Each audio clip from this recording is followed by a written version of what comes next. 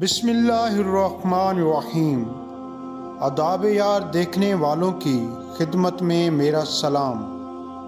جو عورتیں جلد شادی کر لیتی ہیں ان میں جنسی گمراہی پیدا ہو جاتی ہے۔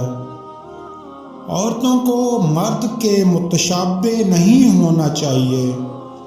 علم کا مقصد موجودات کائنات کی اصلیت اور حقیقت کو انسان کے لیے آسان تر بنانا ہے۔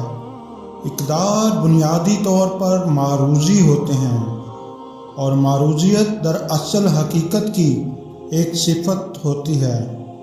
کائنات میں ایک ہمہ گیر اخلاقی قانون موجود ہے جس کو دلیل کے ذریعے ثابت کیا جا سکتا ہے اور جس کا اطلاق تمام افراد پر بطور عاقل انسانوں کے ہوتا ہے۔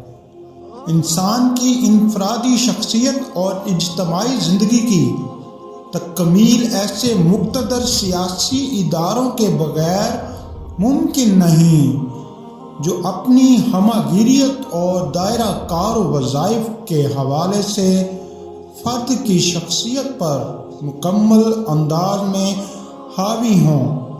بلا شبہ عقل کسی حد تک کائنات اور مظاہرات کی حقیقت تک انسان کی رہنمائی کرتی ہے، لیکن مکمل طور پر حقیقت تک رسائی کے لیے عقل پر بھروسہ نہیں کیا جا سکتا۔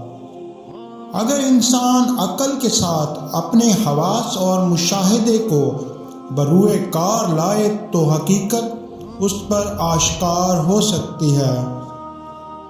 مملکت بحیثیت کل مختلف اجزاء یا عناصر کا مجموعہ ہے اور یہ اجزاء خاندان، گاؤں اور قصبے ہیں۔ چھوٹی عمر میں شادی کرنے سے بچے کمزور پیدا ہوتے ہیں۔